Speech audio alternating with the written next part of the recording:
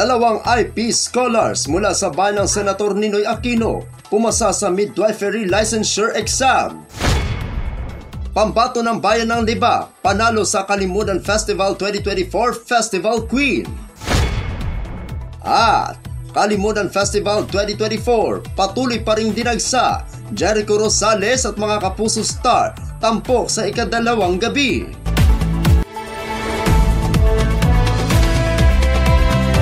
Yan ang ulo ng mga balita sa Sultan Kudarat Headliners.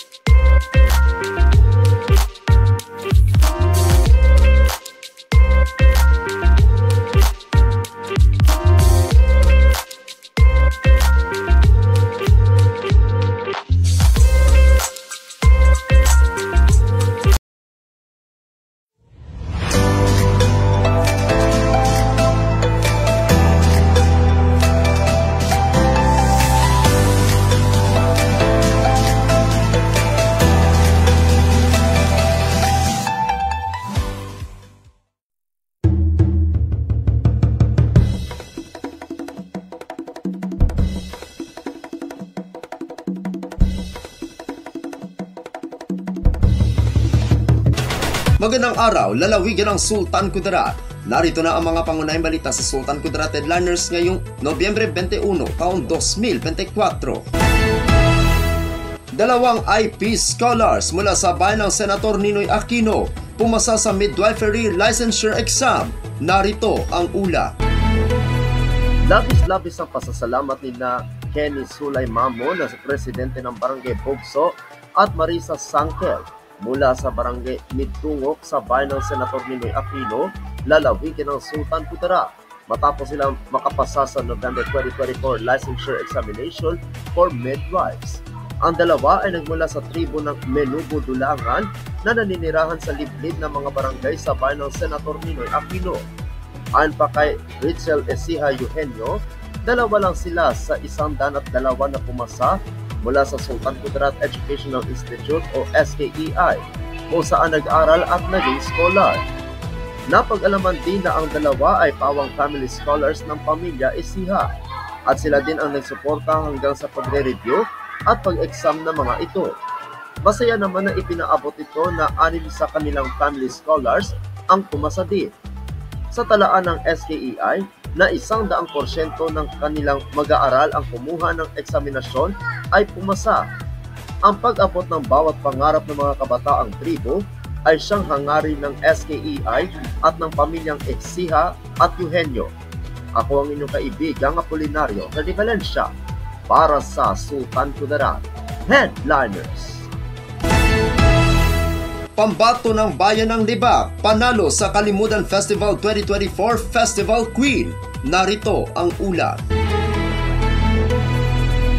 Noong Martes ng hapon, ika-19 na Nobyembre, bago ang formal na pagbubukas, naganap ang foot at flow parade sakay ang mga Festival Queen na mula sa Isulan Round Ball papunta sa Capitol Ground. Kasabay din sa nangyaring parada ang mga kawani ng provincial government sangay ng mga pamahalaang nasyonal at samahan.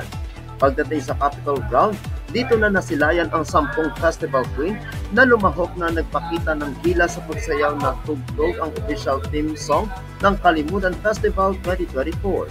Tinanghal na Kalimudan Festival 2024 Festival Queen ang pambato ng Bayan ng Liba na si Lori May Espanola na nakuha rin nito ang Best in Attire at kinilala din ang designer ng kanyang kasuotan bilang Best Designer. First runner-up naman ang pambato ng Bayan ng Nabayo na si Christine Arquiosa at second runner-up ang pambato ng Bayan ng Senator Ninoy Aquino na si Princess D. Rivera. Matapos ang koronasyon ng Festival Queen, pinailaw na ang mga float na kung saan mas lalo pang nakita ang kagandahan ng mga ito. Masisilayan pa rin ang mga nagagandahang float dahil ilalagay sila sa harap ng Kapitolyo. Ang mga nanalo naman sa float ay malalaman sa gabi ng pagtatapos ng pagdiriwang ng Kalimudan Festival 2024 ngayong darating na Biyernes, ika-22 ng Nobyembre. Ako ang inyong kaibigang Apolinario sa Valencia para sa Sultan Kudarat Headliners. Para sa uling balita, Kalimudan Festival 2024 patuloy pa ring dinagsa. Jericho Rosales at mga Kapuso Star tampok sa ikadalawang gabi. Narito ang ulat. Wala pa rin humpay ang pagdagsa ng mga tao kagabi sa Capitol Ground. Kagabi tumugtog ang Kinomi at Queer Brass Band na mula sa lungsod ng General Santos. Bago pa man nagtanghal ang mga celebrity ay nagkaroon muli ng ilang minutong paputok. Ulang nagtanghal si Derek Monasterio na sinundan ni Ellie Villanueva na kung saan kinilig ang mga manonood. Sumunod naman na nagtanghal na si Adi na kung saan hinaranan nito ang mga manonood. Huling nagtanghal si Jericho Rosales na mas lalo pang naghiyawan ang mga manonood. Ang pagdiriwang ng Kalimudan Festival ay hanggang sa Biyernes, ika-22 ng Nobyembre. Ako ang inyong kaibigang Apolinario de Valencia para sa Sultan Kudarat Headliners.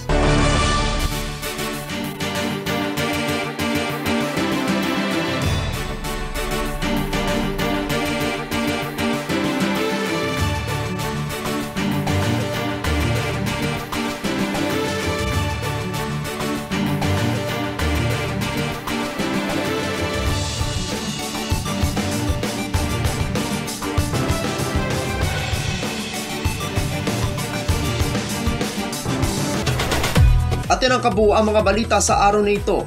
Mga balitang kailangan ninyong malaman, balitang walang kinakampihan, balitang totoo, balitang may dalang aral at inspirasyon. Ito ang Sultan Kudarat Headliners.